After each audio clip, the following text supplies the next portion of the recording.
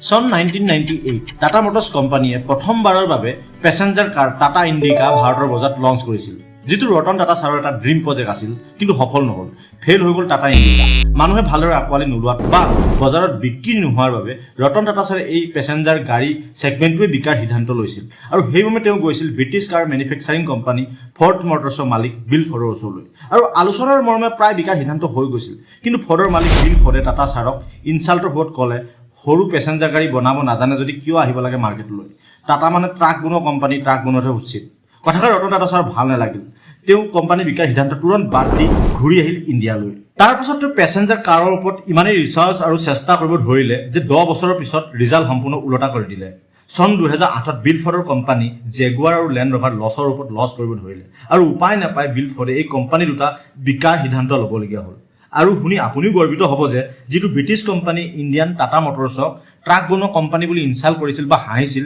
সেই কোম্পানীৰ মালিক ৰতন টাটা ছাৰে বিল ফৰ্ডৰ পৰা কিনি ল'লে জেগুৱাৰ আৰু লেণ্ড ৰভাৰ যিটো ভাৰতবাসীৰ বাবে এটা গৌৰৱিত কথা যাক বিল ফৰ্ডেও শেষত স্বীকাৰ কৰিবলৈ বাধ্য হ'ল যে হয় টাটাইহে তেওঁক উদ্ধাৰ কৰিলে ৰতন টাটা ছাৰ যদিও এজন বিজনেছমেন আছিল কিন্তু তেওঁক ব্যৱসায়তকৈও দানবীৰ বুলি ক'লেহে কথাষাৰ যেন শুদ্ধ হ'ব স্পেচিয়েলি অসমৰ বাবে তেওঁ যিমানবোৰ অৱদান আগবঢ়াই থৈ গ'ল তাক কোনেও পাহৰিব নোৱাৰে 7খন কেঞ্চাৰ হস্পিটেল অসম চৰকাৰ আৰু টাটা ট্ৰাষ্টৰ অধীনত চলি আছে যাৰ চেয়াৰমেন আছিল ৰতন টাটা ছাৰ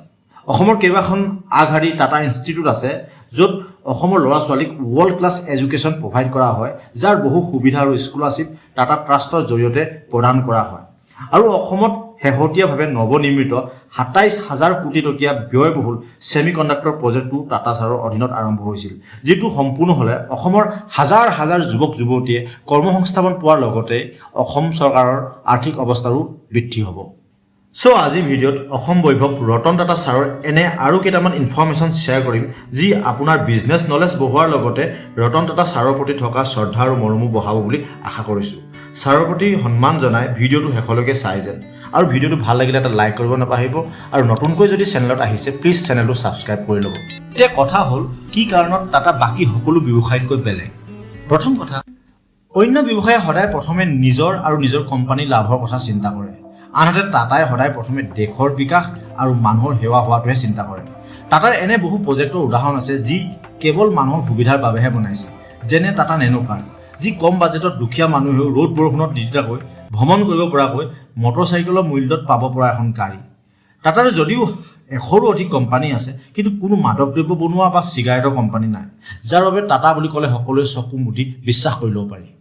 দ্বিতীয়তে বাকী বিজনেছমেনেও দান কৰে কিন্তু কোম্পানী লাভৰ নিমিত্তহে মাত্ৰ কিন্তু টাটা কোম্পানীৰ লাভৰ 60%তকৈ অধিক টকা দেশৰ মেডিকেল এডুকেশ্যনকে ধৰি আন বহু অত্যাৱশ্যকীয় খণ্ডত দান কৰে কেৱল আমাৰ অসমতে 7খন টাটাৰ কেঞ্চাৰ হস্পিটেল চলি আছে যাৰ খৰচা টাটা ট্ৰাষ্টে চলায় টাটা কোম্পানীৰ আৰু বহু এডুকেশ্যন চেণ্টাৰ আছে য'ত দেশৰ টেলেণ্টেড ল'ৰা ছোৱালীক কম মূল্যত উন্নত শিক্ষা প্ৰদান কৰে এটেক 26/11ৰ কথা আপোনাৰ নিশ্চয় মনত আছে মুম্বাই অৱস্থিত তাজ হোটেলত পাকিস্তানী আতংকবাদী আজমল কাছাবে ফায়াৰিং কৰি বহু দেশী বিদেশী মানুহক নিৰ্মম হত্যা কৰি থৈ গৈছিল আৰু হোটেলৰ অৱস্থা শোচনীয় কৰি থৈ গৈছিল কিন্তু আচৰিত কথা এইটোৱেই আছিল যে ফায়াৰিঙৰ সময়তো হোটেল কৰ্মচাৰীয়ে নিজৰ জীৱনৰ কথা নাভাবি গেষ্টক বচোৱাটোহে প্ৰাধান্য দিছিল যিটো সঁচাই আচৰিত কথা এখন প্ৰাইভেট হোটেলৰ কৰ্মচাৰীয়ে দেশৰ আৰ্মিৰ দৰে ইমানদাৰ আৰু নিৰ্দয়ভাৱে কাম কৰিছিল যিটো এটা ডাঙৰ বিজনেছ লেছন আছিল যাৰ ওপৰত হাৰ্ভাৰ্ড ইউনিভাৰ্চিটিয়ে কেছ ষ্টাডি বনাইছিল কৰ্মচাৰী ইমানদাৰ নহ'বনো কিয় যাৰ মালিকেই যে ৰতন টাটা দুৰ্ঘটনাৰ ঠিক 20 দিনৰ ভিতৰত সকলো ক্ষতিপূৰণ প্ৰক্ৰিয়া সম্পূৰ্ণ কৰিছিল ছাৰে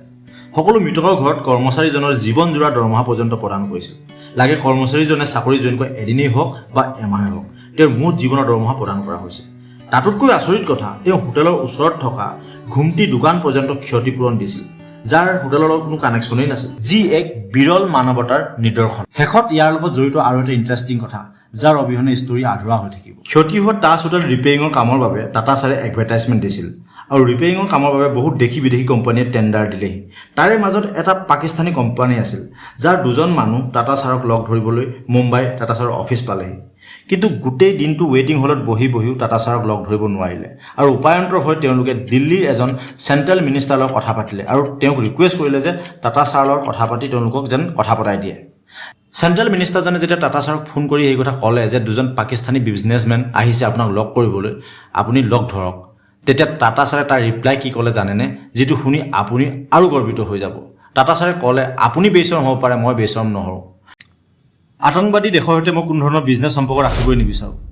ৰতন টাটাৰ এনে আৰু বহু আদৰ্শবাদী ষ্টৰী আছে যাক এটা ভিডিঅ'ত শেষ কৰাটো সম্ভৱেই নহয়। গতিকে শেষত ৰতন টাটা ছাৰৰ